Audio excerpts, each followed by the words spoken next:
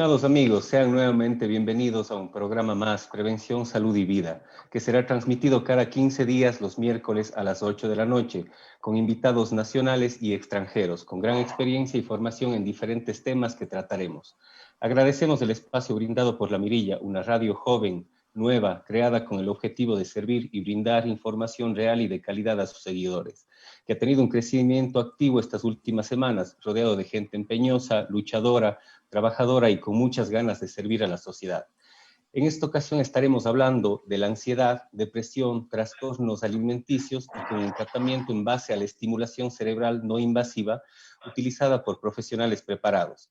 Cada uno cuenta con el último y más importante nivel académico que confiere una universidad, PhD o doctorado, y múltiples investigaciones en la rama que nos explicarán del tema más adelante. Soy el doctor Cristian Osvaldo Castillo Cabrera, especialista en cirugía con subespecialidad en laparoscopía avanzada, cirugía bariátrica y cirugía robótica y múltiples diplomados en nutrición, obesidad, diabetes e investigación. Hoy es una noche muy especial, llena de sorpresas. Tengo el gusto y el honor de contar con un colega y amigo desde la infancia, cuencano, que tiene una amplia trayectoria y gran preparación profesional. Les presento al doctor Paul Vicuña Serrano, psicólogo egresado de la Universidad de la SUAY, con una especialidad en cuidados paliativos y tratamiento del dolor en Brasil, actualmente finalizando su doctorado en ciencias médicas en el área de neurociencias de la Universidad Federal de Río Grande del Sur, lugar donde actualmente reside. Investigador en el Laboratorio de Neuromodulación y Tratamiento del Dolor del Hospital de Clínicas de Porto Alegre. Con el mismo gusto y honor tenemos invitados de nuestro hermano país, Brasil. Tengo el honor de presentar a la doctora Manuela Neves de Jornada, nutrióloga, con especialidad en nutrición clínica, maestría y doctorado en medicina, profesora de varios cursos de posgrado y extensiones en el área de la salud. También tenemos el gusto de presentar al doctor Marciel Sortea, psicólogo por la Universidad Federal de Santa María, Brasil, con especialidad en neuropsicología y doctorado en ciencias médicas y psicología por la Universidad Federal de Río Grande del Sur. Investigador en neuromodulación, dolor y cognición humana. Dando inicio a este programa, les quiero comentar lo siguiente. Existe una perversa relación entre los trastornos de ansiedad, depresión y alimenticios desde hace varios siglos. Sin embargo, en nuestra época se ha producido un incremento de su prevalencia debido fundamentalmente a cambios culturales y económicos. La Organización Mundial de la Salud calcula que 4 de cada 100 personas en el mundo sufre de un trastorno depresivo y 3 de cada 10 de un trastorno de ansiedad. En el Ecuador es la primera causa de discapacidad. Estamos hablando que 8 de cada 100 personas y la ansiedad es el segundo trastorno mental más discapacitante, 5 de cada 100 personas. En Ecuador, el 30% de las personas que se han autolesionado o suicidado han tenido un problema o antecedentes relacionados con la depresión. Respecto a los trastornos alimenticios, son frecuentes en adolescentes y adultos jóvenes de 12 a 25 años de edad. Más del 90% de los pacientes con trastornos alimentarios los padecen antes de los 25 años, pero obviamente de forma lastimosa no se conocen las cifras exactas por parte del Ministerio de Salud Pública o del INEC de personas que padecen trastornos alimenticios, pues no se consideran un problema de salud pública. Lamentablemente esto nos cierra los ojos a la realidad de esta enfermedad en nuestro país. Aunque estos trastornos afectan a gran parte de la población, aún existen prejuicios alrededor de quienes la padecen. Vamos a empezar con los temas generales y tengo el honor y el gusto de invitarle a mi amigo, doctor Paul Vicuña Serrano. Tenemos la siguiente pregunta para usted. ¿Qué es la ansiedad? ¿Cómo identificarla? ¿Cuáles son sus factores de riesgo? ¿Y cuándo consultar con un especialista? Por favor, doctor Vicuña. Muchas gracias, doctor. Muchas gracias por la invitación y por poder estar aquí esta noche con ustedes. Estoy contento de poder compartir con todos ustedes esta información. En verdad, es un orgullo podernos haber contactado después de tanto tiempo, ¿no? Bueno, actualmente podemos decir que la ansiedad es un sentimiento vago y desagradable de miedo y apresión que se caracteriza por una tensión y malestar derivado de una anticipación a un peligro, que para nosotros es desconocido o extraño. Podemos decir que a diferencia de los adultos, los niños no pueden reconocer estos miedos como exagerados o irracionales, especialmente cuando somos pequeños debido a esta falta de conocimiento y de experiencia. Por lo tanto, podemos decir que la ansiedad es un miedo que se convierte en patológico cuando son exagerados o desproporcionados con relación al estímulo y que interfieren con una calidad de vida. Podemos considerar también que esto va a afectar una comodidad emocional y el desempeño de actividades diarias que tiene la persona. El tipo de reacciones de ansiedad que se desarrolla con más facilidad en las personas con predisposición biológica, es decir, algunas personas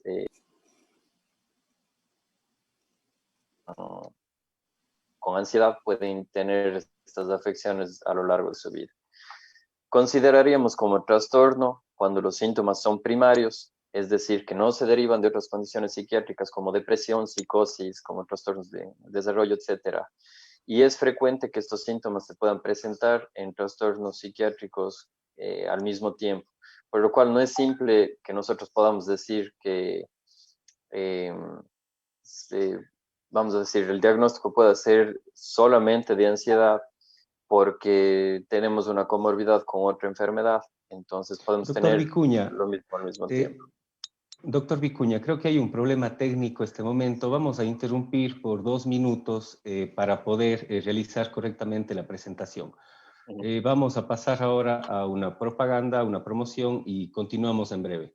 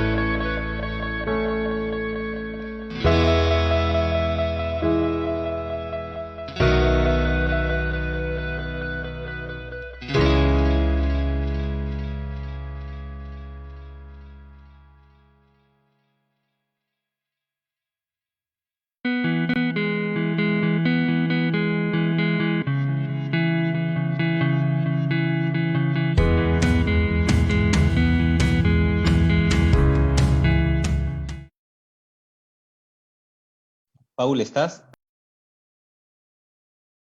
Sí. ¿Sí se le ve a Paul? Sí, ahí estás. Ya, Ya, empezamos perfecto. entonces. ¿Ya?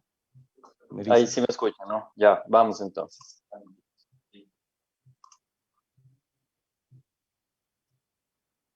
A ver.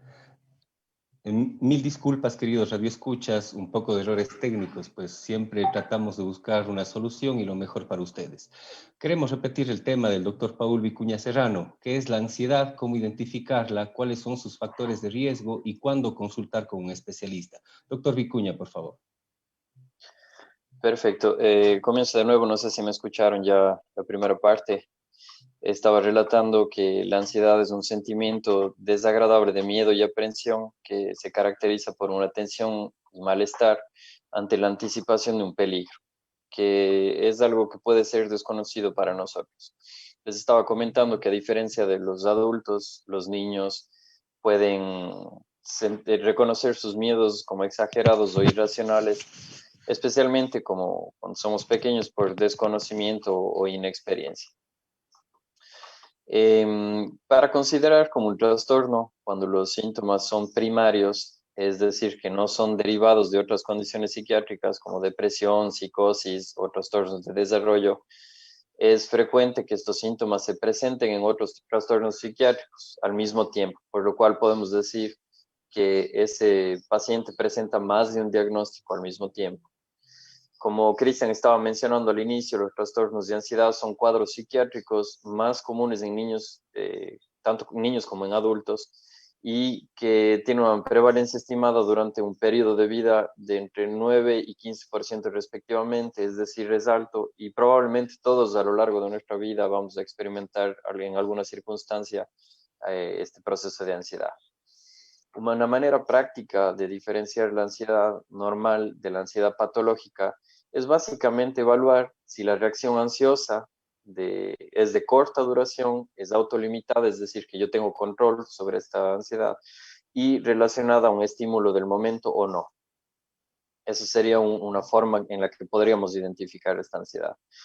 En caso de no poder controlar esta situación y sentir que es una experiencia que está afectando mi calidad de vida, que está afectando mis relaciones familiares, de pareja o laborales, es un buen indicador para buscar ayuda, que pueden ser cosas insignificantes, entre comillas, que muchas veces pueden ser cosas pequeñas para otras personas, pero para nosotros parece que es algo excesivo y generalmente podemos ver en personas ansiosas que tienen un ritmo que está muy encima de lo normal. Son personas que eh, tienen generalmente un exceso de control, de prisa y no se enfocan a vivir en el presente, sino están con pensamientos constantes en el futuro, lo cual les produce esa sensación de ansiedad, de necesidades de hacer las cosas y esto produce un montón de problemas fisiológicos, digamos, hay sudoración de manos, hay aumento del ritmo cardíaco, de la respiración, sudoración, entre muchos otros síntomas que pueden llegar a afectar nuestra calidad de vida. Y finalmente, para acabar de responder esta pregunta, para una evaluación y planificación terapéutica de este tipo de trastornos, es fundamental saber la historia detallada sobre el inicio de estos síntomas, posibles factores que desencadenaron la crisis, como por ejemplo acabar una relación de pareja, la muerte de algún familiar, la separación de un ser querido, y, por ejemplo, hoy en día es algo que ha afectado bastante a la población mundial en general, que ha sido la pandemia, porque hemos visto tanto la situación de quedarnos en casa encerrados, de tener pérdida de familiares queridos, de amigos, etcétera, que pueden haber generado o desencadenado estos ataques de ansiedad o podría derivarse posteriormente en un trastorno. También tenemos que considerar el ambiente en el que se desenvuelve la persona, el ambiente laboral, el estatus, entre otros factores que pueden incidir en tener ansiedad y demás.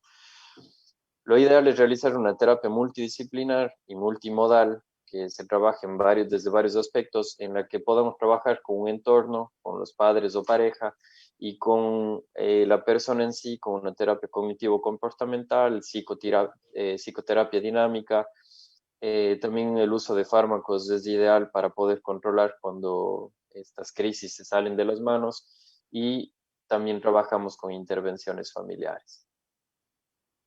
Muchas gracias, doctor Vicuña. Continuamos con el doctor Maxiel Sortea, un colega brasileño que nos ha hecho el favor de colaborar junto con la doctora Manuela. Doctor Sortea, ¿qué es la depresión? De igual forma, ¿cómo identificarla? ¿Cuáles son sus factores de riesgo? ¿Y cuándo consultar con un especialista? Bom, boa noite, Dr. Sortea. então. Sim. Muito obrigado pelo convite, Dr. Christian. Buenas noches y muchas gracias por su invitación. De uma forma mais breve para que todos possam entender Voy a tratar de hablar de una forma breve para que todos puedan entender y evitar cualquier dificultad. Sobre depresión, una de las cosas que podemos intentar entender es que ¿qué es depresión en sí?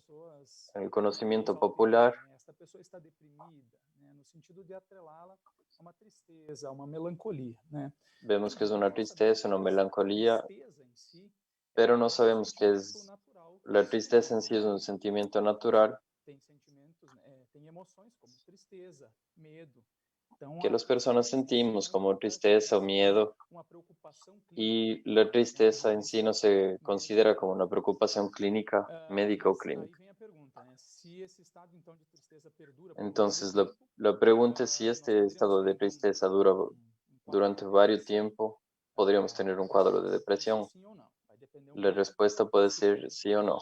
Depende un poco de los criterios que vamos evaluando. La diferencia es entre trastornos depresivos y síntomas depresivos.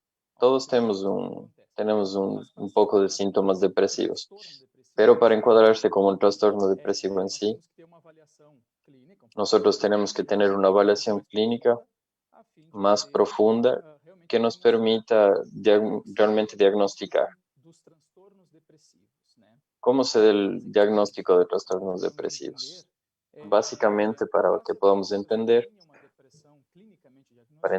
que la persona tenga una depresión clínicamente diagnosticada, necesita tener varios síntomas depresivos en conjunto. ¿Cuáles son los síntomas depresivos en conjunto que debería tener?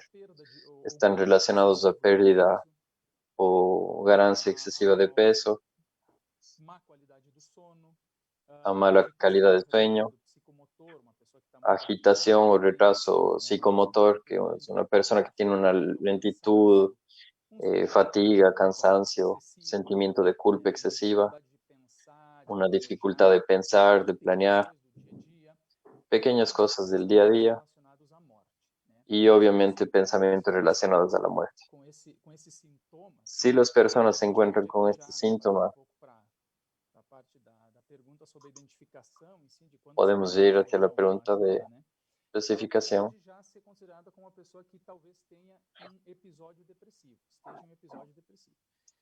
Podemos considerar que la persona tenga un episodio depresivo. Eventualmente tenha acontecido alguma coisa e a pessoa se sinta assim. Ele precisa perdurar por pelo menos 2 semanas ou mais. Então, 15 dias ou mais. E essa precisa ser marcadamente diferente de como a pessoa se sentia antes, e ela tem que ter um impacto na funcionalidade do dia a dia da pessoa. Então, não basta... Estos problemas tienen que tener un impacto en el día a día de la persona. Lo que va a hacer que veamos que la persona no solamente tiene un sueño negativo, pero está pudiendo hacer sus actividades del día a día, relacionarse con los amigos, y no se caracterizaría como un trastorno depresivo. Pero cuando empieza a perjudicar la calidad de vida, ya podremos considerar como un trastorno depresivo. Los trastornos depresivos están dentro de un cuadro de trastorno depresivo mayor, y no siempre un trastorno depresivo va a girar en torno a la tristeza. Puede girar también alrededor de la irritabilidad, que puede ser un trastorno disruptivo del humor, pero que está más marcado por la irritabilidad. sobre la cuestión de la prevalencia, como Cristian dijo al inicio de la conversación, con estos problemas voy a referirme a Brasil. Estos problemas tiene algunos estudios que muestran un 5.8 de la población brasileña que tiene un trastorno depresivo. Es decir, que una cada 20 personas que conoces, tal vez una de ellas está sufriendo de un trastorno depresivo. La depresión aumenta bastante cuando trabajamos con personas en la clínica que tienen un problema de salud previo, que aumenta un 27%. Y tal vez el resultado peor de la depresión es el suicidio. Tanto la tentativa como la efectivización del suicidio. Algunos datos aquí en el Brasil tienen datos de 4 sobre cada 100.000 personas, un estudio del 2014. Y yo busqué aquí un estudio sobre la realidad en Ecuador que tiene 7.1 cada 100.000 habitantes. Es importante que saber de una ciudad, imaginarnos una ciudad que tiene 100.000 habitantes, nos imaginamos que por año van a morir 5 personas en función del suicidio, que es un número bien alarmante en función del suicidio. Los factores de riesgo, Cristian, son varios factores que están atrás de esos problemas. El hecho de existir un episodio depresivo en algún momento de la vida de la persona no significa que va a desarrollar un trastorno depresivo crónico. Los factores de riesgo que llevan a la persona a que desarrolle el trastorno son básicamente 3. La edad de inicio del trastorno, si es que la persona tiene un episodio, si tiene un episodio depresivo que dura 3 o 6 meses, y ahí podría desarrollar un trastorno depresivo, o tener un histórico depresivo familiar, por lo que sabemos que existen factores que no solo son sociales, sino biológicos y genéticos que están atrás de este desarrollo. Es importante resaltar que existe una diferencia entre hombres y mujeres con relación a la prevalencia de la depresión. Los hombres tienen una tendencia de estar menos asociados a trastornos depresivos, 8,4% en estos brasileños, y las mujeres en 13,4%. A pesar de que sea una cuestión de sexo, las mujeres tienen una prevalencia mayor.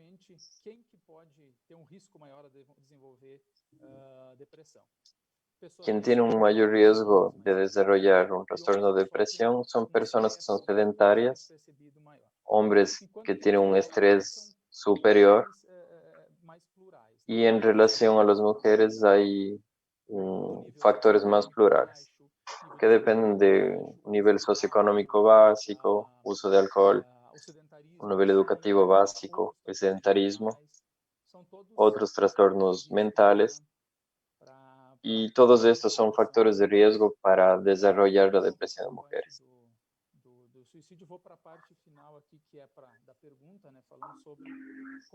Vamos a hablar ahora de la última parte de la pregunta, cómo identificar la depresión. Básicamente, vamos a ver que la mayoría de la población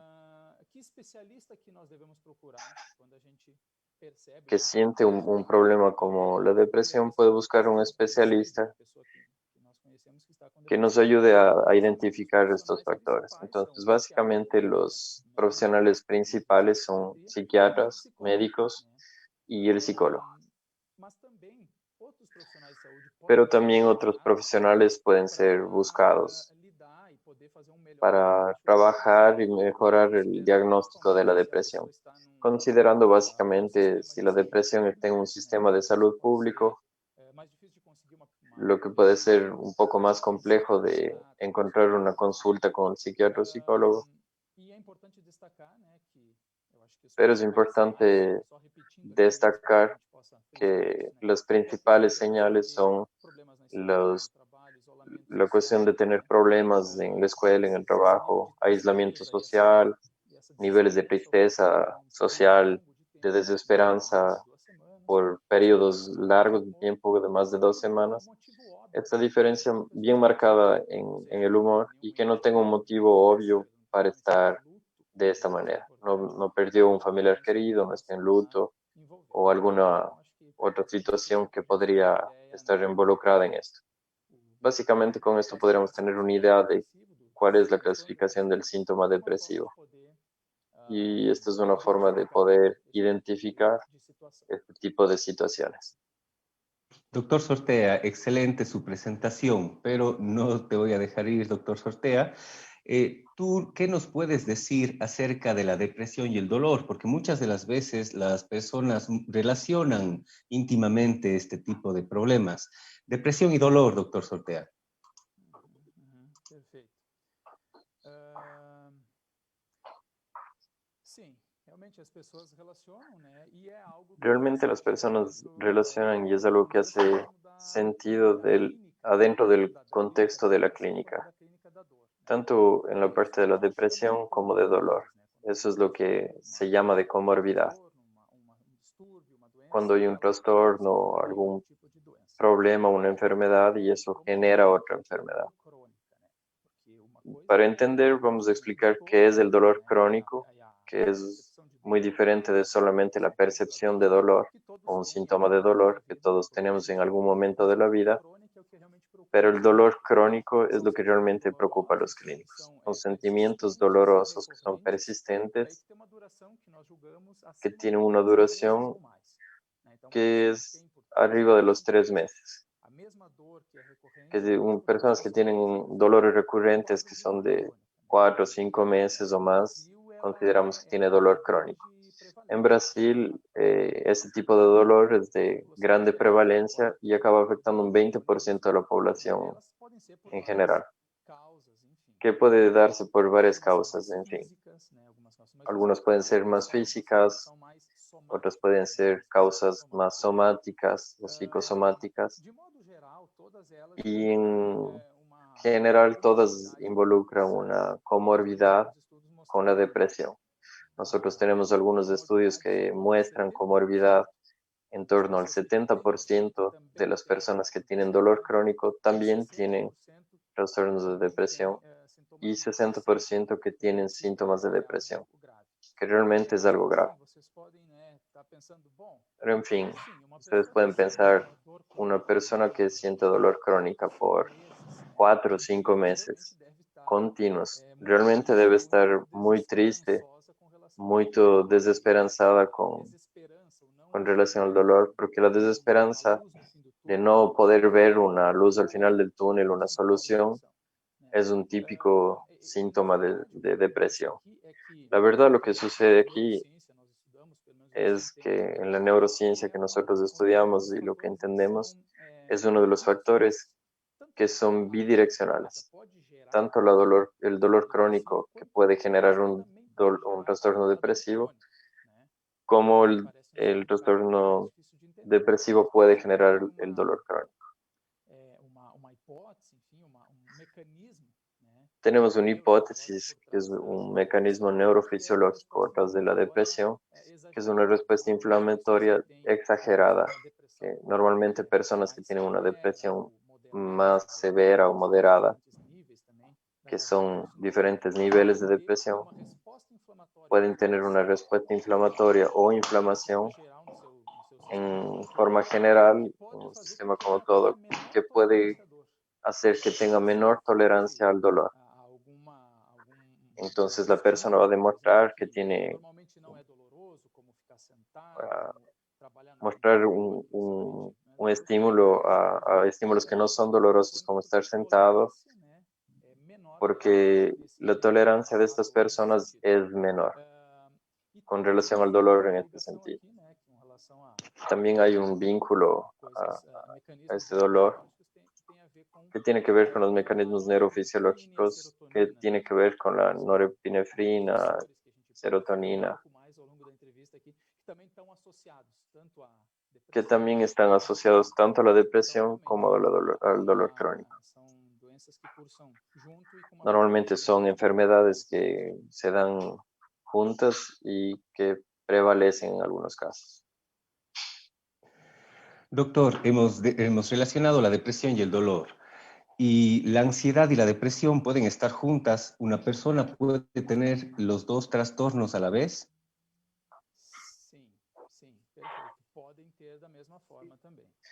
Pueden tener de la misma forma los dos.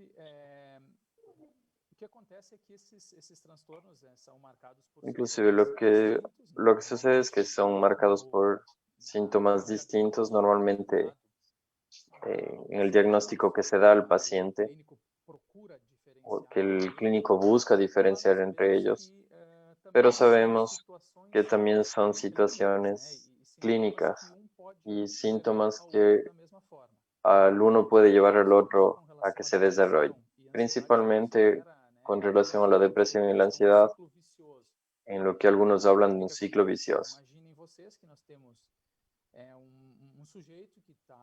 Imagínense ustedes que tenemos una persona con un cuadro de tristeza, de desesperanza bastante grande, que puede producir ¿qué? Inseguridad, va a producir miedo sobre una situación futura, porque no sabemos lo que va a suceder, no esperamos algo definido del futuro, y eso alguno ve de la misma manera causa ansiedad, que a su vez acaba generando estrés, como yo comenté, que puede generar problemas de pensamiento, problemas de sueño, y que cuando vamos a ver son problemas propios de esta enfermedad. Sí.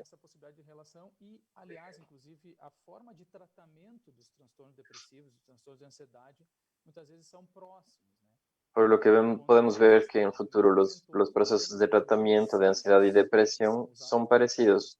Tenemos medicamentos que son antidepresivos que son utilizados en tratamientos de depresión que también se pueden utilizar en mecanismos en la ansiedad, que son mecanismos similares.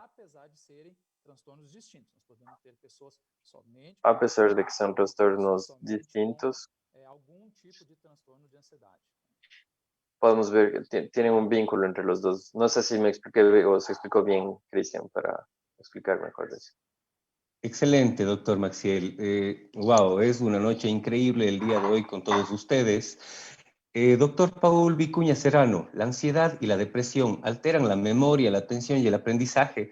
¿Pueden tener algún vínculo en la escolaridad o en cualquier nivel de educación que tenga la persona que padece estos temas?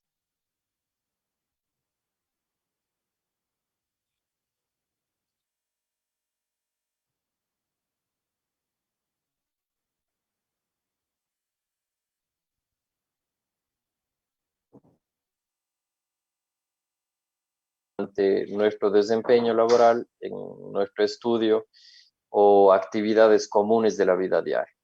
Por lo tanto, la cognición puede definirse como la capacidad que nosotros tenemos para procesar la información que recibimos a través de la percepción. Y esto va a utilizar también la memoria, la representación de conceptos, el lenguaje, entre muchos otros. Estos procesos que utilizamos para establecer esta relación con el mundo que nos rodea nos permite adaptarnos a una nueva situación, por lo que cuando existe un desequilibrio, que es lo que generalmente acaba causando la depresión y la ansiedad,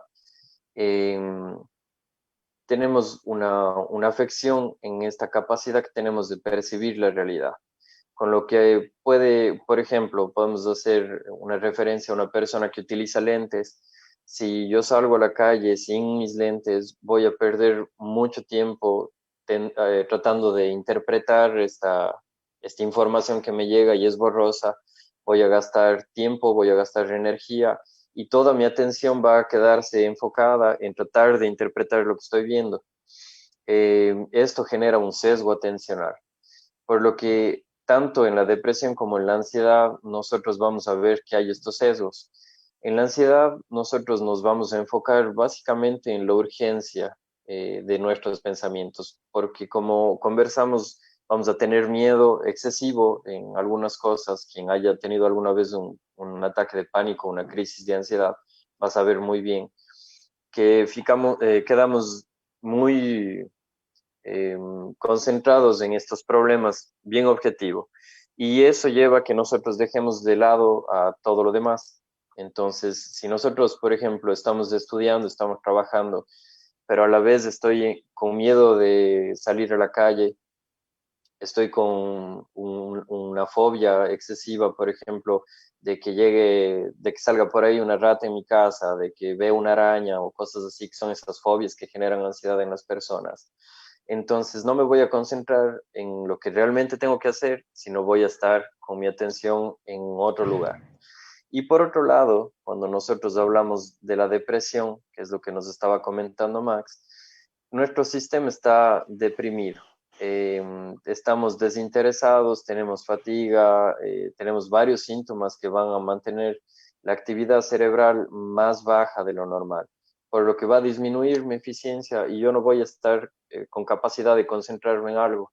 De igual manera, si hablamos de tristeza, todos hemos pasado por alguna situación que nos ha generado esa tristeza.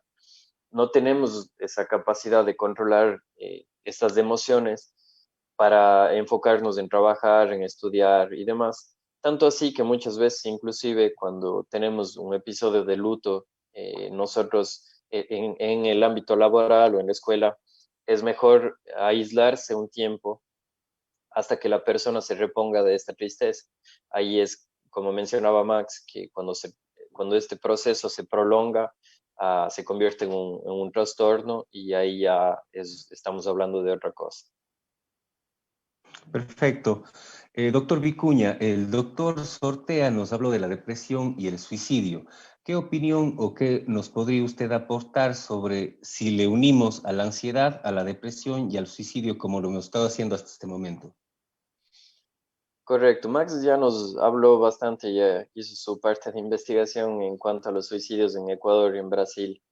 Y cualquiera de los dos, tanto la ansiedad como la depresión, pueden generar estos pensamientos de suicidio eh, en quien los padece, ¿no? Que puede ser dado por varios mecanismos o razones. Tenemos que considerar que quien se suicida siempre buscó ayuda o por lo menos comunicó sus intenciones. Nunca debemos dejar pasar por alto un comentario de quien en circunstancias de sufrimiento o dolor mencionó ya esta salida. Todas las personas, que es un mito que dicen una persona que se suicida nunca avisó, más bien es todo lo contrario, siempre avisa, siempre da alguna pauta de lo que está pensando en hacer. Como Max nos comentaba, en Ecuador cada día se suicidan 3 personas en una media y en Brasil una media de 32 personas. Sin embargo, por la población que tienen los dos países, va a alterar un poco esta media por día, pero es considerado uno de los mayores de los mayores motivos de muerte entre adolescentes de 15 años hasta jóvenes de 29 años. Es probablemente la segunda causa de muerte en los hombres sobre todo. Para que ustedes tengan una idea de los 1.200 suicidios aproximadamente que se produjeron en el 2015 en Ecuador, 900 fueron de hombres y 300 de mujeres. Lo que quiere decir que los hombres generalmente tenemos un método más violento, lo que lleva a que podamos ejecutar bien ese objetivo, ¿no? Por lo tanto, el número de suicidios en hombres es mucho mayor que las mujeres. Y podría decir que afortunadamente, como una estadística mundial, se ha visto una caída de un 9% aproximadamente en estos últimos 10 años en los suicidios a nivel mundial. Ecuador también tiene un porcentaje bajo de suicidios que está a menos de la media mundial y que esperamos que se mantenga de esa forma y que pueda seguir disminuyendo de poco a poco a pesar de que es un problema fuerte. Ahora, un consejo que se podría dar en caso de nosotros conocer una persona que esté en esta situación y que sepamos que esté en riesgo, incluyéndonos, podemos ayudarle siguiendo 4 pasos. El primero sería conversar, hablar abiertamente con esta persona sin juzgar, sin criticar. Lo más importante es escuchar a la persona, porque quien está en esta situación no pretende recibir consejos o soluciones, sino quiere ser comprendida. Un segundo punto sería acompañar, mantenerme siempre en contacto, no dejar que esta persona se aleje, se mantenga aislada. Como un tercer punto, podríamos buscar ayuda profesional, incentivar a la persona que busque ayuda, y si no es ella, yo voy a buscar ayuda para que nos puedan ayudar a acompañar dentro de este proceso. Y por último, proteger. Es no dejar a la persona sola y evitar cualquier acceso a herramientas e implementos con los que podría hacerse daño. Eso como puntos generales para que todo el mundo considere un poco cómo podríamos ayudar a una persona que esté en esta situación. Increíbles respuestas. Pienso que todos nos estamos orientando hacia muchas de las veces que nosotros decimos, está exagerando esta persona, déjale un tiempo a que le pase, o cualquier tipo de estas cosas que a diario en realidad pasan, incluyéndome. Entonces, me parecen excelentes sus respuestas. Doctora Manuela Neves de Jornada, me da muchísimo gusto contar con usted, una gran profesional, un gran médico con toda su preparación brillante. Yo quisiera que usted nos ayude con los trastornos alimenticios. De igual forma, cómo identificarlos, cómo se clasifican, cuáles son sus factores de riesgo, cuál es su prevalencia, debido a que estos trastornos alimenticios en realidad son muy frecuentes, pero no los podemos identificar y no sabemos cuándo acudir o pedir ayuda. Doctora Neves.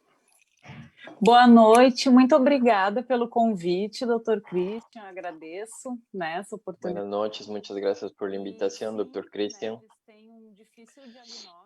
Y sí, estas personas tienen un diagnóstico difícil, identificación, especialmente para quien no es profesional. Entonces, de forma clara y rápida y en general, espero también estar siendo entendida. Los trastornos alimentarios, de acuerdo con el manual diagnóstico que nosotros tenemos psiquiátrico global a nivel mundial, que es el DSM-5, son perturbaciones persistentes en la alimentación o en el comportamiento alimentar, en esos dos aspectos. Y este individuo tiene un comprometimiento significativo de la salud física o de la salud mental en función de estas situaciones. Los principales trastornos alimentarios son la anorexia nerviosa, la bulimia nerviosa o trastorno de compulsión alimentar, que aquí se acostumbra a usar el término en inglés, es un eating disorder, o trastornos alimentarios no especificados. Sin embargo, los tres primeros son los más conocidos por nosotros. La anorexia nerviosa, básicamente, es cuando un individuo consume mucho menos calorías de lo que necesita, lo que lleva a esta persona a tener una pérdida de peso, tener un peso mucho menor de lo que indicado para su altura, para su edad. Como el doctor Christian habló, es mucho más prevalente entre adolescentes, especialmente la anorexia. Y la bulimia nerviosa, es cuando un individuo tiene episodios de compulsión alimentar. Y ahí es muy importante definir lo que es un comportamiento de compulsión alimentar. Muchas veces exageramos y creemos que eso fue una compulsión alimentar. Compulsión alimentar es una exageración muy grande de la cantidad de alimento, mucho mayor de lo que la mayoría de personas podrían ingerir en un determinado periodo de tiempo, que es generalmente corto. Entonces, esto es compulsión alimentar. En la bulimia tenemos la compulsión alimentar acompañada de algún comportamiento compensatorio. ¿Qué sería este comportamiento compensatorio? La idea de este comportamiento sería disminuir el peso que podría haber aumentado en función de la compulsión. como comportamento compensatório tenemos el vómito, la diarrea. O vômito autoinduzido, a diarreia provocada pelo uso de laxantes. Diarrea provocada por uso de laxantes y el ejercicio exagerado. Y el tercer trastorno, que es más prevalente, que es el trastorno de compulsión alimentar. Nosotros tenemos la compulsión alimentar, la misma clasificación en que la bulimia, pero diferente de la bulimia en el trastorno de compulsión alimentar. No existe este comportamiento compensatorio. El individuo con compulsión alimentar siente mucha culpa, se siente muy avergonzado y muchas veces en la bulimia también, pero no tiene ese comportamiento compensatorio. Generalmente estos pacientes acaban estando muy obesos. Entonces estos son los principales. Ellos no acontecen de forma concomitante que el doctor Max comentó. Aquí en los trastornos alimentarios es diferente, puede suceder o uno u otro, pero sí el individuo puede migrar de un trastorno para otro. Lo más común sería migrar cuando no es tratado de la anorexia para la bulimia o de la bulimia para un trastorno de compulsión alimentar, pero lo contrario puede suceder también. La prevalencia también, como el doctor Christian comentó, cuando nosotros hablamos de trastornos alimentarios es muy complicada la situación de prevalencia, porque el diagnóstico es muy difícil de hacer. Sin embargo, aunque sea una prevalencia baja, la anorexia con 0.4%, la bulimia con 1.5% y trastorno de compulsión alimentar con 2.4%, nosotros tenemos una incidencia que se duplicó en las últimas 2 décadas. Entonces, existe esa evidencia con una prevalencia mucho mayor en mujeres, en los 3 trastornos. El que sería equilibrado es en compulsión alimentar, que sería 2-1. En la anorexia queda siendo 7-1 entre hombres y mujeres, y lo que es más prevalente en mujeres. Entonces, creo que sería eso, los factores de riesgo ahora, la etiología de estos trastornos. Los trastornos alimentarios son multifactoriales. No solamente tenemos una causa, siempre existe una interacción entre diferentes factores de riesgo. Entonces, lo que sería la vulnerabilidad genética, hay estudios que muestran, estudios con genes que muestran esta situación y también de los padres. Puede ser una psicopatología de la familia, que se llama psicopatología parental, un ambiente familiar complicado. En la bulimia se tiene este ejemplo y en el trastorno alimentar también, de los niños que eran gordos y que los papás acababan reclamando siempre diciéndoles que son gordos, que tienen que bajar de peso, y ese es un factor de riesgo muy importante. Experiencias adversas como traumas, también como abusos, puede ser cualquier tipo de abusos como bullying, abuso sexual, abusos de violencia, también pueden ser factores de riesgo como trastornos alimentarios. Y por último, las presiones socioculturales, la media, la exigencia por un cuerpo cada vez más definido, cada vez menos alcanzable, son factores de riesgo bien importantes. No es el único, pero son factores bien importantes. La situación alimentar también. Tenemos cada año dietas nuevas y eso también acaba siendo un factor de riesgo. Então, acho que eu respondi, né, doutor Christian? Creo que pude responder todo, doctor Cristian. Doctora Neves, brillante su intervención, muy brillante, gran altura esta noche tenemos. Ahora, hablando igual de los trastornos alimenticios, doctora Neves, ¿existe alguna relación entre ansiedad, depresión y trastornos alimenticios? ¿Agruparse todo? ¿Cuál es la causa? ¿Cuál sigue? ¿O cuál está intermedia? ¿Cómo puede interrelacionarse esto? Sim, existe uma relação bem... Sí, existe una relación bien íntima y en este caso sí puede suceder al mismo tiempo. Es muy común en pacientes con anorexia, puede tener un trastorno obsesivo compulsivo, trastornos de humor, como trastornos de personalidad. En la bulimia hay una frecuencia alta de trastornos de humor bipolar. Y generalmente estos pacientes o ya tienen estos otros trastornos antes o el trastorno alimentario acaba siendo un gatillo que mostró estos otros trastornos. Entonces es muy común que sucedan juntos.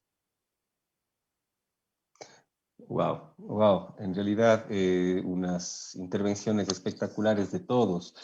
Y estos trastornos de la conducta alimentaria, ¿cómo afectarían desde el punto de vista salud? ¿Cómo afectarían orgánicamente a la persona y las emociones? Ellos afectan los dos aspectos en lo que tiene que ver con la cuestión física. Tenemos en la anorexia, por ejemplo, la desnutrición, y es importante hablar que la anorexia nerviosa es un trastorno psiquiátrico con mayor prevalencia de muerte. Y eso es algo que muchas personas no saben. Entonces, así la muerte en anorexia es causada por la desnutrición. Las personas pueden llegar a un peso que no es más compatible con la vida. Y el paciente puede fallecer. Claro que esa es la situación más grave, aunque infelizmente llegue al 40% de los casos, que es una prevalencia extremadamente alta. Pero antes de la muerte tenemos carencia de vitaminas, desnutrición, fatiga muscular, problemas cognitivos, no se pueden concentrar.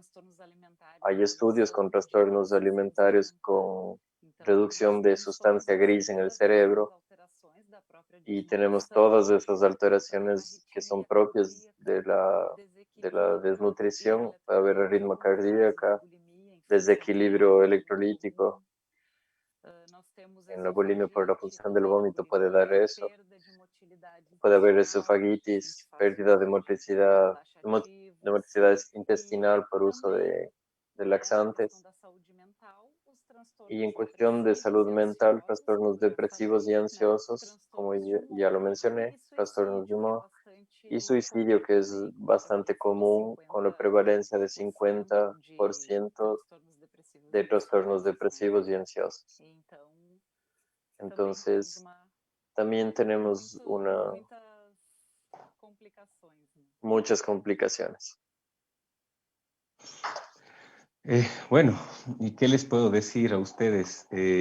Hablando de la prevención, doctora Neves, ¿cómo podemos prevenir este tipo de cosas? Si yo tengo una conducta alimentaria disfuncional, ¿qué debo hacer y cuándo debo acudir? Sabiendo a sabiendas que las personas que tienen este tipo de problemas no acuden de forma inmediata, sea por vergüenza, sea porque tienen pena de contar esto a sus familiares, y obviamente este proceso sigue cronificándose o sigue alargándose.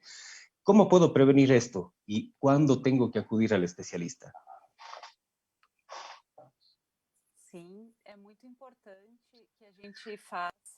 Es muy importante que hagamos esta identificación desde el inicio.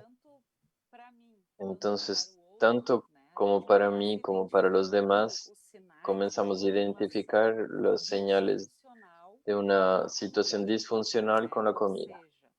Es decir, Una persona que hace una restricción exagerada de calorías, de comida, o lo contrario, que hace una ingesta exagerada de comida, que ya definimos como compulsión, o va yendo de un lugar para otro, que es una principal señal con un cuidado exagerado en el cuerpo, y el miedo de engordar, un miedo muy exagerado de subir de peso. Identificar esas señales es de extrema importancia. Y cuando hablamos de relación disfuncional con la comida, es cuando la persona intenta trabajar con algún problema como ansiedad, depresión o ansiedad, utilizando la comida como una herramienta para neutralizar esa emoción en lugar de trabajar con ella. Por lo que esa relación comienza a ser disfuncional y se va cronificando. Y esto se llama un proceso de neuromodulación negativa, que es lo que el cerebro aprende. Y eso se va cronificando y quedándose más grave, lo que se convierte en un trastorno alimentario. Cuando buscar ayuda, de preferencia cuando necesitamos, cuando sabemos que hay un trastorno de disfunción alimentar, conversando con la persona, indicando un psicólogo, un psiquiatra. Y nosotros tenemos como un padrón de oro, que es un gold standard, un patrón comportamental que es multidisciplinar, que puede involucrar un psiquiatra, un psicólogo, un nutricionista y todo un equipo multidisciplinar. La participación de la familia también es fundamental. Excelente, excelente, excelente, excelente. Sí. Que talvez seria alguma das perguntas, mas é isso.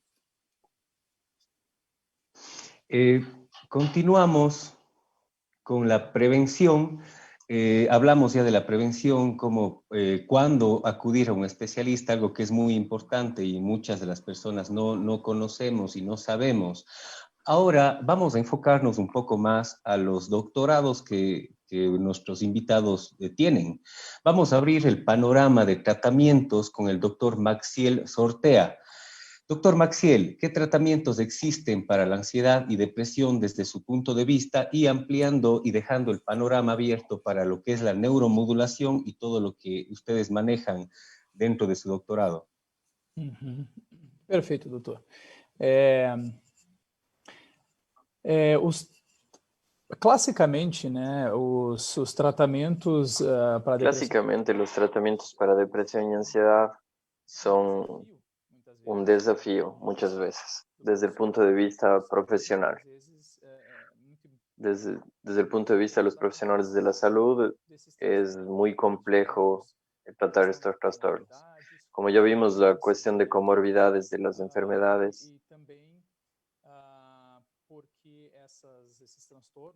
También porque estos trastornos, como estamos hablando ahora de trastornos alimentarios, estos también pueden ser, igual como otras enfermedades, pueden ser vistos desde otro punto de vista como factores biosociales, como factores culturales que pueden estar involucrados en esa continuidad de estos trastornos. Pero básicamente para depresión, lo que voy a hablar específicamente ahora,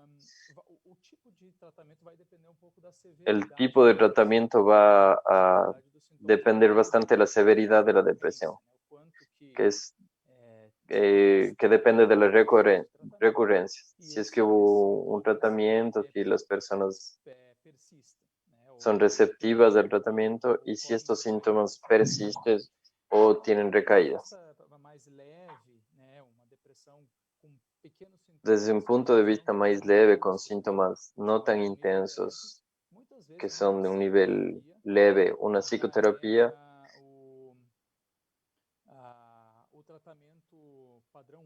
ya puede ser un tratamiento de patrón hora. En caso de una depresión moderada, ahí ya va a involucrar algún tipo de medicación. Entonces, tendríamos ese tipo de tratamiento para la depresión, la psicoterapia, o un tratamiento medicamentoso, o vinculando los dos tipos de tratamientos, que básicamente se revelaron como más eficientes. Y nosotros también tenemos un tipo de depresión en estos casos que es grave, que muchas veces puede ocurrir una tentativa de suicidio o comorbidados con otros síntomas, como síntomas psicóticos, puede haber delirios,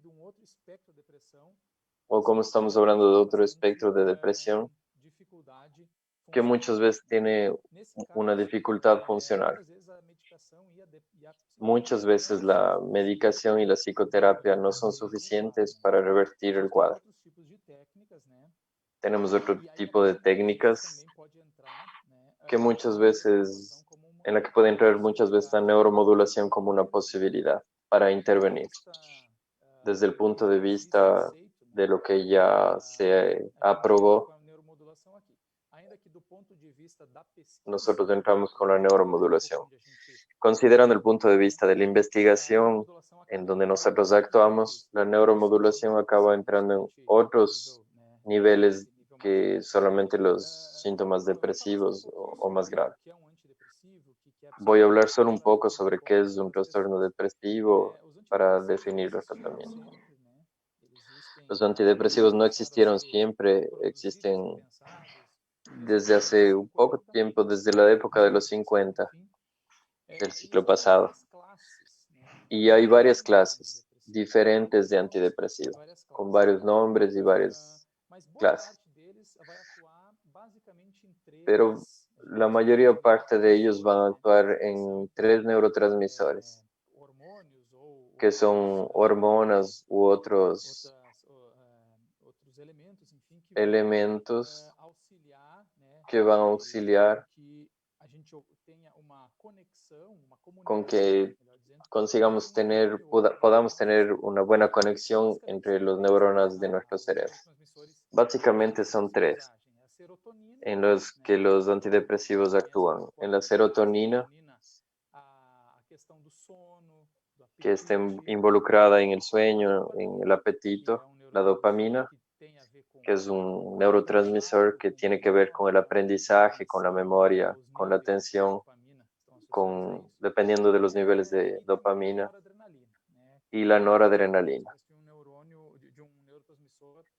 que es un tipo de neurotransmisor relacionado con nuestro estado de alerta cuando estamos más despiertos, y este neurotransmisor puede ser mayor o menor. Debido a la complejidad, podemos resaltar a las personas que el tratamiento utilizando los antidepresivos no es simple.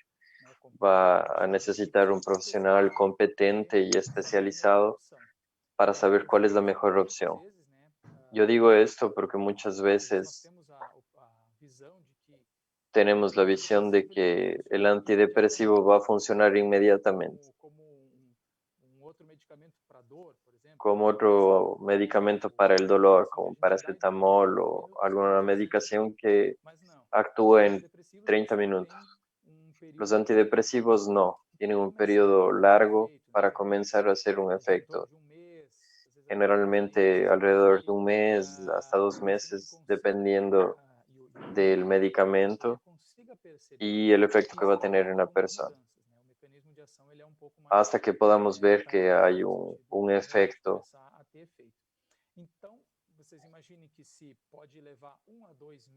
Entonces, ustedes pueden imaginarse que si puede demorarse entre 1 y 2 meses para ver los efectos positivos, también podemos demorar el mismo tiempo para ver síntomas negativos o efectos adversos de esta medicación.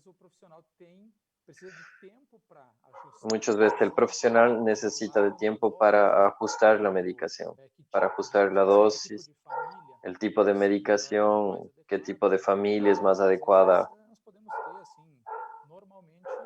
Entonces, normalmente podemos tener un periodo de 6 meses hasta un año para que una persona que tiene un trastorno depresivo o trastorno de ansiedad pueda ajustar su medicación de la mejor forma. Entonces, eso necesita un acompañamiento bastante cercano desde el punto de vista de la medicación. Ahora, desde el punto de vista de la psicoterapia, que son los dos tratamientos principales dentro de la perspectiva de la ciencia, la psicoterapia es también bastante utilizada con una eficacia muy alta y grande para casos de depresión y ansiedad. Y básicamente consiste y puede ser realizada por profesionales de psiquiatría, de psicología, que puede ser hecho por otros especialistas de otras áreas, pero que tienen una especialización puntual en estas terapias psicológicas, lo cual tiene dentro algunas sesiones semanales, sesiones mensuales, que tienen como objetivo el cambio del comportamiento en sí y la percepción del humor. Hay varias escuelas y varias vertientes que ayudan a la psicología para tratar estos problemas. Y sobre todo aquí en Brasil, los guidelines que tenemos del personal del Hospital de Clínicas de Porto Alegre, que es donde nosotros actuamos para tratar la depresión, que es la terapia cognitivo-comportamental, la TCC, que fue citada por el Dr. Paul, que básicamente consiste en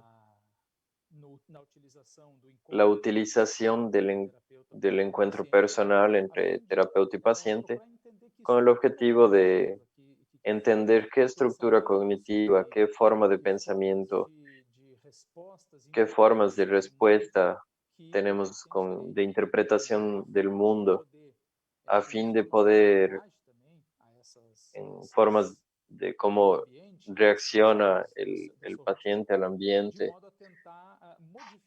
con el objetivo de intentar modificar esos pensamientos disfuncionales o esas creencias maladaptativas o pensamientos automáticos que la persona tiene enfrente de alguna situación.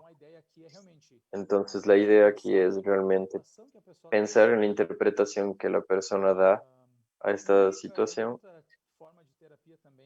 Y otro tipo de terapia que también se utiliza, que es bastante breve, es la terapia interpersonal, que también es basada en ese modelo biopsicosocial que ya comenté anteriormente, que considera factores biológicos ambientales, y ella busca ser enfocada a largo plazo, no solamente en la situación, en lo que envuelve los vínculos, sino también con la comunicación, el apoyo social, el apego.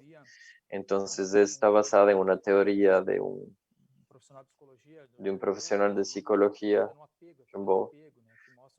enfocada en la teoría del apego, de cuánto nosotros establecemos un apego seguro con las personas y cómo podemos auxiliar a que el paciente tenga una mejor perspectiva de la vida en general y sus condiciones de calidad de vida.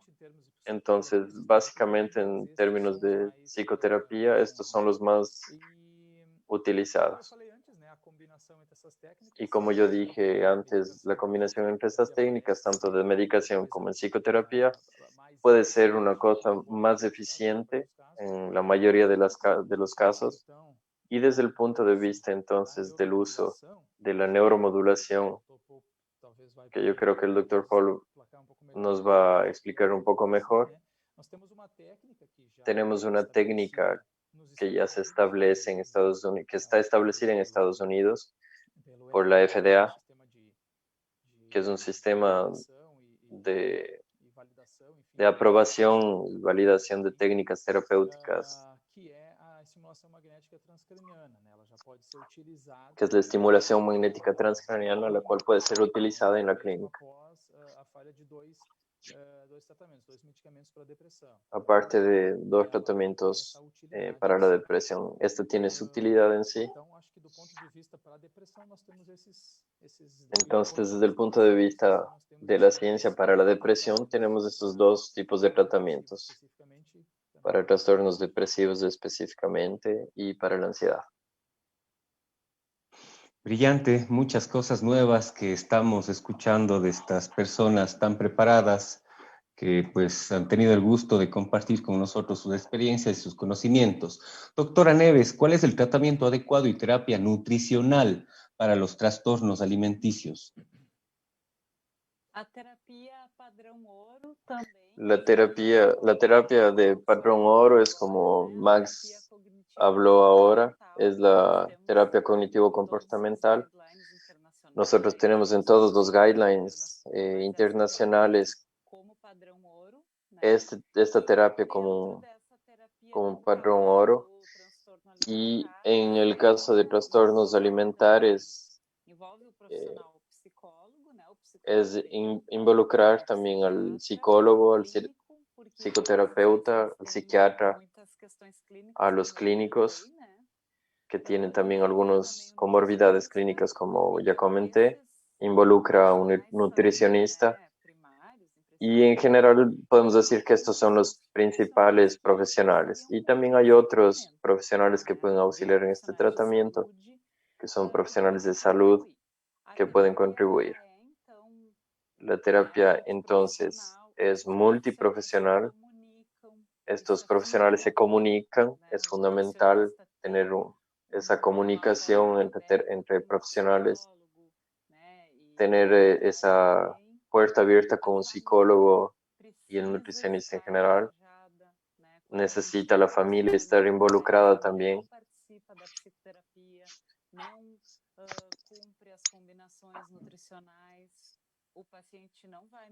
Cuando la familia no se involucra en este tratamiento, no va a las terapias, no va al nutricionista, el paciente puede empeorar, igual que en trastornos de ansiedad o depresión. Entonces nosotros tenemos esta terapia similar y tenemos evidencia científica actual de la contribución de técnicas neuromoduladoras, así como el doctor Paul nos va a explicar ahora, pero tenemos evidencias para compulsión alimentar también relacionada con la food craving, que es ese vicio que tenemos con la comida, y tenemos una contribución de estas técnicas modulatorias también, con evidencia científica. Lo más bonito de la medicina actual es que ahora parece, y estoy muy seguro que todos trabajamos en equipo. Años atrás siempre un médico era el que se encargaba absolutamente de todo, el mal llamado o bien llamado el todólogo. Ahora no, ahora siempre hay interacción entre varias especialidades, obviamente con el único objetivo de servir al paciente. Eso es algo nuevo, esa es la medicina de la era de ahora, y que espero nunca cambie, porque pues en conjunto y trabajo en equipo ese es el éxito para todo proceso. La neuromodulación. El doctor Paul Vicuña, junto con nuestros otros 2 colaboradores la noche de hoy, son doctores en ciencias que están manejando de forma investigativa la neuromodulación. Paul, ¿cómo puede ayudar esto a la ansiedad, depresión, compulsión alimentaria? ¿Qué es la neuromodulación? Para que todos entendamos con frases más un poco llevaderas, ¿no? Intentar explicar de forma bien simple qué es la neuromodulación, porque muchas veces escuchamos como un término nuevo y confuso, pero en general podemos decir que la neuromodulación consiste en alterar o modular la información neuronal creada por un trastorno o dolor, es decir, buscar una forma de modificar la conversación que existe entre las neuronas en nuestro cerebro. Los procedimientos de neuromodulación nos ofrecen un enfoque no invasivo y reversible en el tratamiento del dolor crónico intenso, de la ansiedad, de la depresión, trastornos alimentarios, entre otros problemas que se presentan. Esta, como les comentaba, consiste en modular esta información neuronal, que es cuando nosotros tenemos un estímulo de nuestro cuerpo, llega al cerebro, se produce una conversación entre varias áreas de nuestro cerebro. Y lo que logramos hacer con esta neuromodulación es modificar esa comunicación. Podemos, para que varias personas nos entiendan, hacer referencia a algunos tipos de neuromodulación que creo que pueden haber experimentado. Tenemos una estimulación nerviosa transcutánea que puede alguien haber recibido en algún momento cuando vamos al fisioterapeuta y tenemos esa estimulación que da shocks musculares en general. Tenemos estimulación de nervios periféricos con acupuntura, por ejemplo, o con electrochoques que también generan neuromodulación. Tenemos una estimulación medular con corriente y por último está la estimulación cerebral o cortical profunda, que es la menos conocida, es de lo que estamos hablando en este momento. Cuando hablamos de estimulación cerebral, no es la electroconvulsoterapia, que es muchas veces conocida porque hemos visto en películas que dan shocks en la cabeza y el paciente salta. No es nada violento, más bien es un tratamiento simple, que muchas veces ni genera dolor ni una incomodidad en el paciente, a pesar de que esta electroconvulsoterapia también se utiliza para problemas como depresión refractaria, por ejemplo.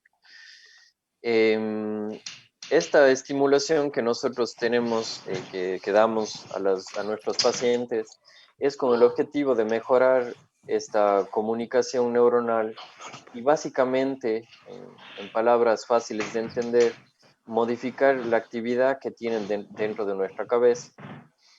En nuestro cerebro está dividido en dos partes. Nosotros tenemos un lado derecho, un lado izquierdo, y cada uno de ellos tiene un objetivo, un papel esencial para procesar la información.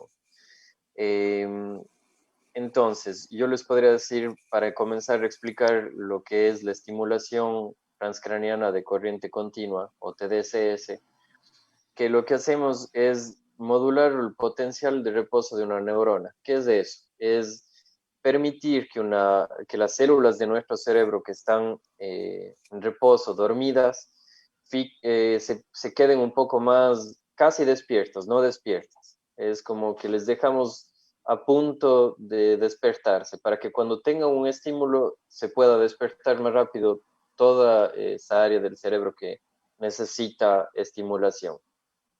O inhibición, es decir, disminuir la actividad. Aquellas neuronas que están muy activadas, nosotros vamos a tratar de dormirlas. ¿Cómo hacemos esto? Colocando dos electrodos en la cabeza que tienen una carga tanto positiva como negativa. Y en el caso de la depresión, por ejemplo, el hemisferio izquierdo del cerebro está menos activado, por lo que tenemos una baja actividad, nos genera tristeza y tenemos todos los síntomas que ya mencionamos.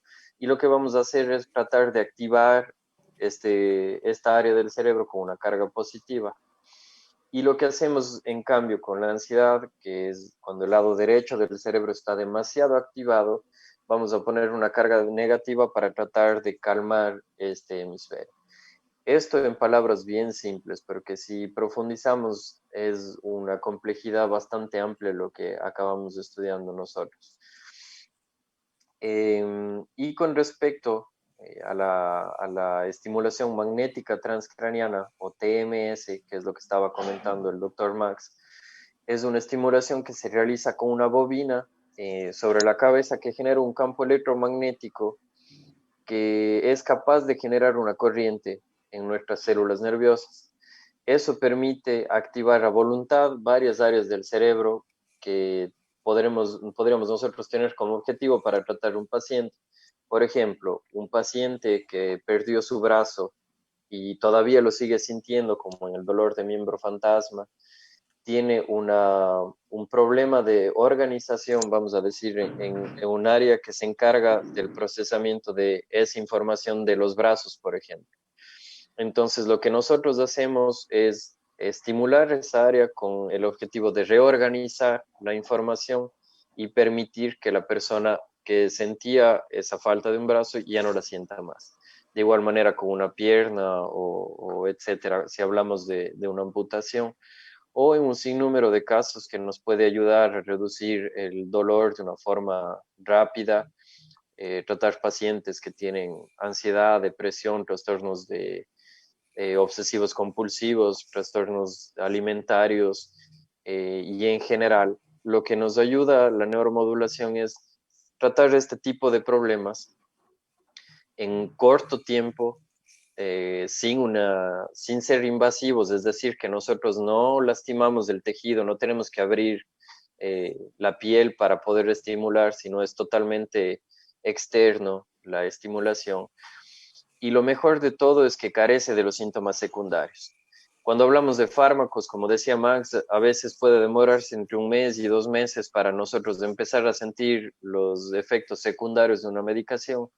Con la estimulación de neuromodulación, los pacientes van a sentir en la hora poquísimos síntomas que pueden ser, por ejemplo, un dolor leve de cabeza, que no todos los pacientes tienen, puede ser una comezón, puede ser una irritabilidad o cosas así de simples que puede acabar con lo más grave, es un dolor de cabeza que puede pasar en pocos minutos. Entonces, la factibilidad de usar neuromodulación versus un fármaco nos ha dado la oportunidad de poder tratar pacientes sin la necesidad de ser invasivos, por ejemplo, una cirugía, en el caso de dolor crónico, que sé que ya fue hablado en algún momento y podremos conversar en otro momento, pero nosotros tenemos esta habilidad de modular, de cambiar esta conversación que hay entre el cuerpo y el cerebro a través de la estimulación eléctrica. Como les digo, no hay estos efectos secundarios ni demás. Y nos puede ayudar en un sinnúmero de enfermedades. Principalmente, como les comentaba, en tratamiento de dolor crónico, donde vemos resultados en menos tiempo, pero en otros trastornos que ya hemos venido trabajando hace algún tiempo en el laboratorio donde trabajo y trabajamos nosotros, tanto el doctor Max como la doctora Manuela, que es el laboratorio de neuromodulación acá en Brasil. Tenemos varios estudios en los que ya se ha venido probando esta técnica y tiene un resultado excelente. La idea eventualmente para futuro es poderla llevar a nuestro país para empezar a trabajar con personas que sufran de estos problemas.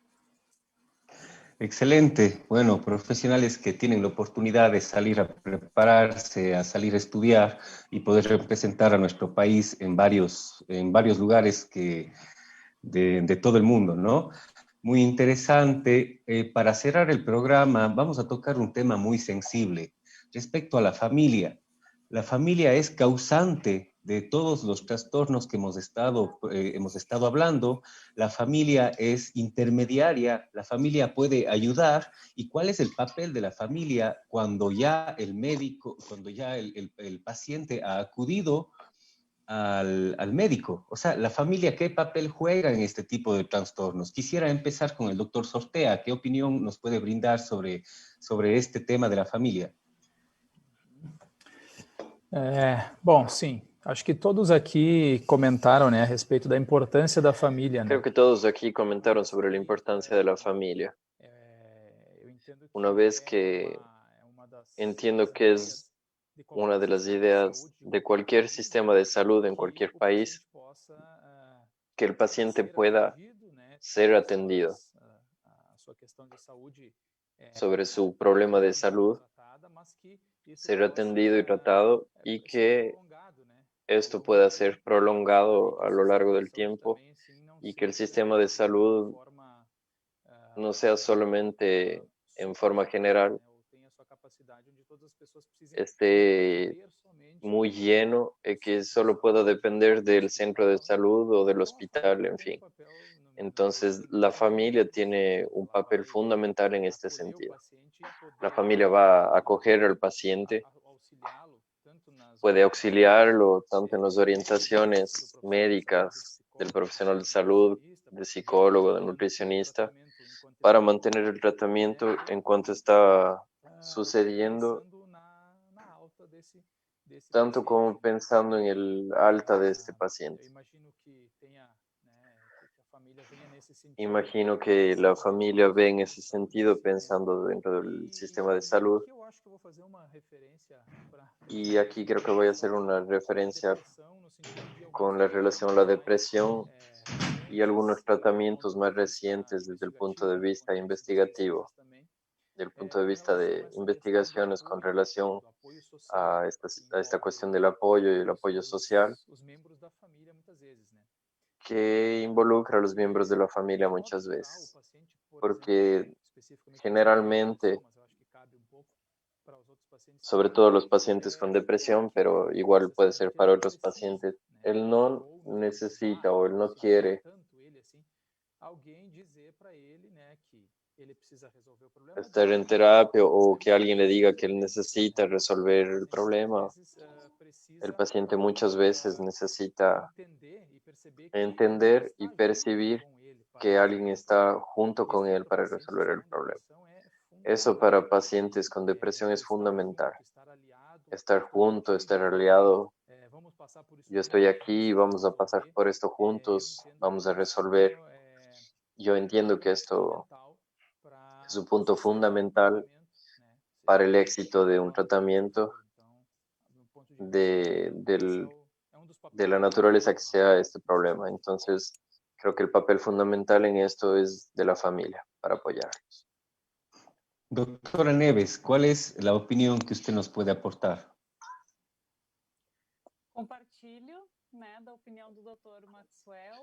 Comparto la opinión del doctor Max, que ya había comentado sobre el papel de la familia en trastornos alimentarios, así como en cualquier otra enfermedad psiquiátrica. Es fundamental,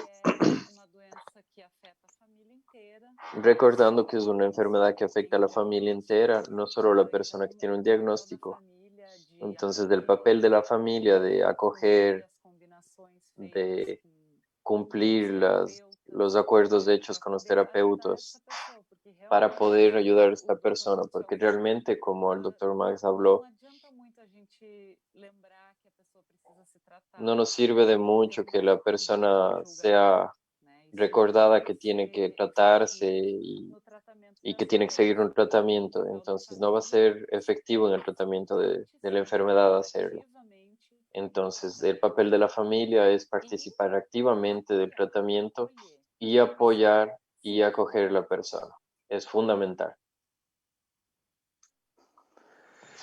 Doctor Paul Vicuña, ¿qué nos puede ayudar respecto a la información de la familia desde su punto de vista? La importancia de, pues de la familia, que siempre va a ser primordial. ¿Cuál es su punto como especialista en esto? Comparto yo la opinión de mis colegas, del doctor Max y de la doctora Manuela, porque el papel de la familia generalmente no se ha visto como algo importante muchas veces y no lo hemos dejado a un lado, ya que se piensa que quien tiene el problema es la persona individualmente de la familia. Y en los sistemas siempre se lleva al paciente, quien ha actuado en esta área como médico o digamos en el área de psicología o nutrición, siempre llega el familiar y deja al paciente, aquí está el enfermo, hazte cargo. Y muchas veces no se trata de eso. Entonces, en algunas intervenciones que yo hacía con pacientes, con adolescentes o con personas adultas, siempre pedía que se quede el familiar o invitaba a pasar eventualmente para trabajar en conjunto. Es muy importante tener este trabajo en red, porque una persona no se apoya sola. Es como decía Manu, saber que el paciente sienta que estamos pendientes de ellos. No es una sola persona, sino es todo el conjunto que nos va a abrazar.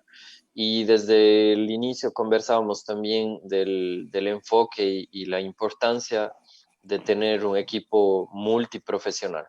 Es decir, que atrás de una persona depresiva, ansiosa, con trastorno de alimentación o cualquier enfermedad que tengamos, es muy importante tener un equipo de profesionales, tanto como la familia que está al lado del paciente. En varias investigaciones se ha demostrado que los pacientes que tienen este apoyo familiar y emocional consiguen o logran disminuir el dolor y recuperarse más rápido que pacientes que no lo obtuvieron.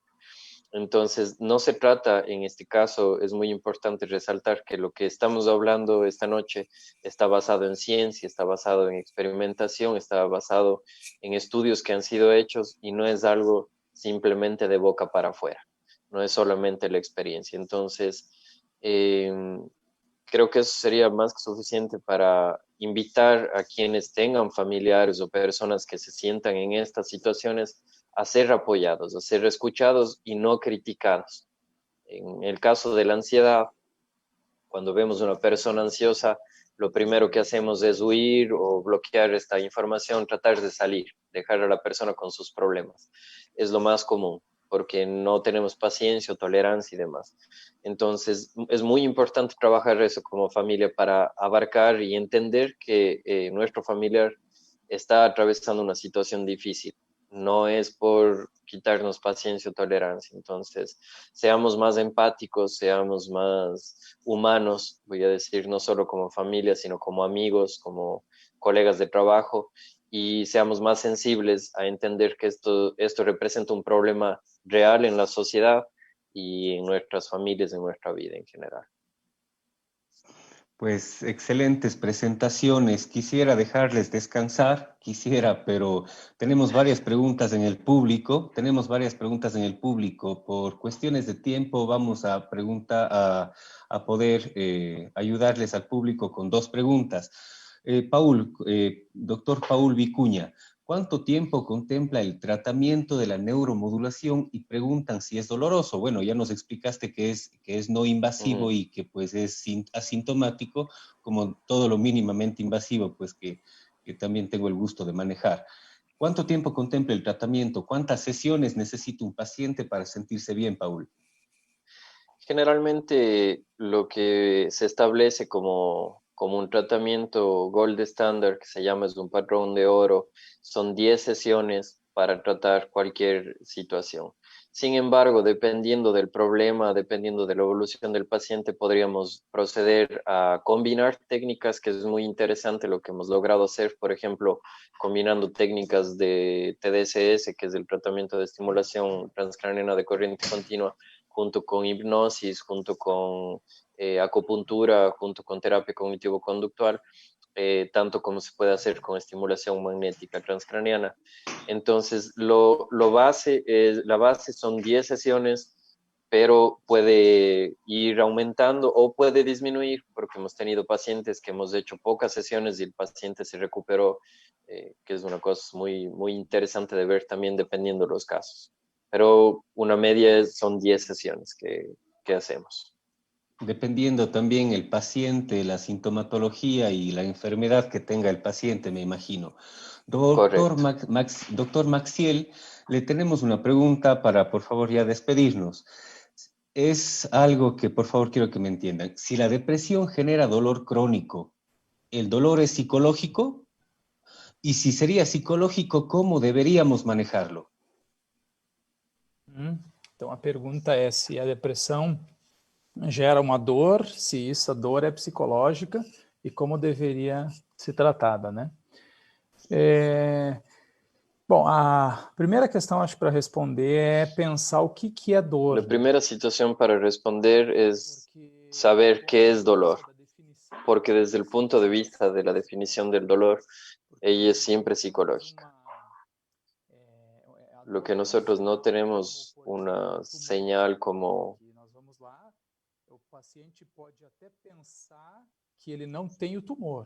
un tumor. Nosotros vamos a pensar que puede ser un tumor, nosotros hacemos un examen de resonancia magnética o hacemos una radiografía, dependiendo de la voluntad del paciente querer tener o no. En cambio, el dolor es una experiencia subjetiva de sufrimiento en la que la persona está sintiendo eso. Entonces, desde el punto de vista de la definición de dolor, es psicológica por sí, por lo que es muchas veces difícil entender que una persona que conocemos tiene dolor, trabaja bastante, o tiene algunos problemas, pero ella refiere que no tiene dolor. Nas pernas ou coisas desse tipo, ela refere que não sente dor. Ao passo que uma outra pessoa que basicamente... Al contrario, una persona que tiene su físico impecable, no tiene un problema grave, pero reclama que tienen dolor, se refiere a sentir dolor. Entonces, el dolor es siempre entendido en este contexto que puede ser recurrente de una cuestión física, pero es una cuestión psicológica. Por lo tanto, la cuestión del tratamiento, entendemos que los tratamientos para el dolor crónico no son solamente...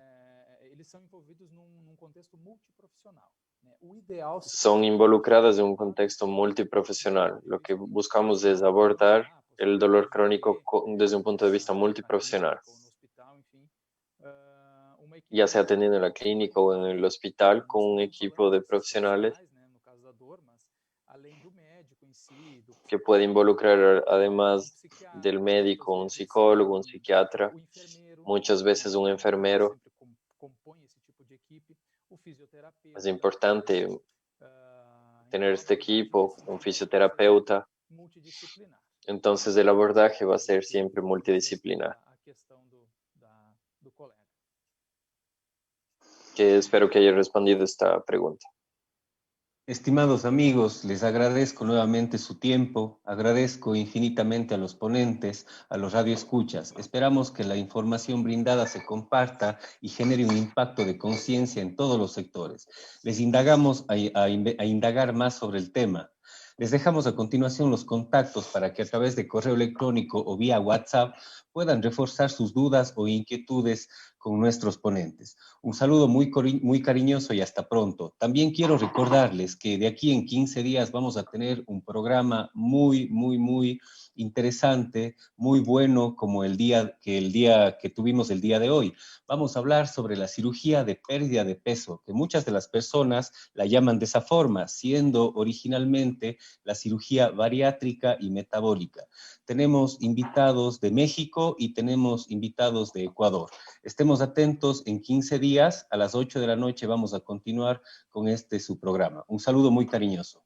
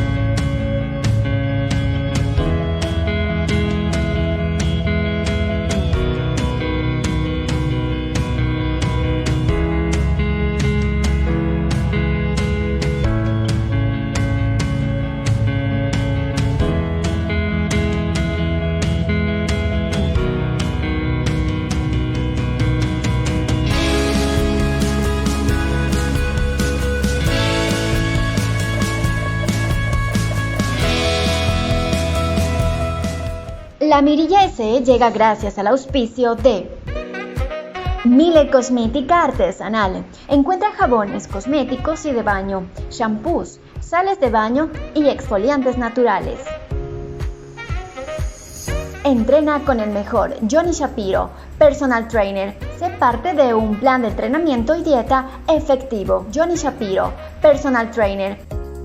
Rocket Qui. Servicios de transmisión en vivo, marketing digital, redes sociales y página web, todo lo que tu empresa necesita.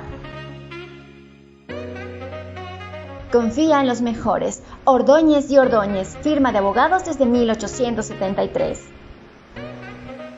No al maltrato animal. Este es un mensaje de la Mirilla SE.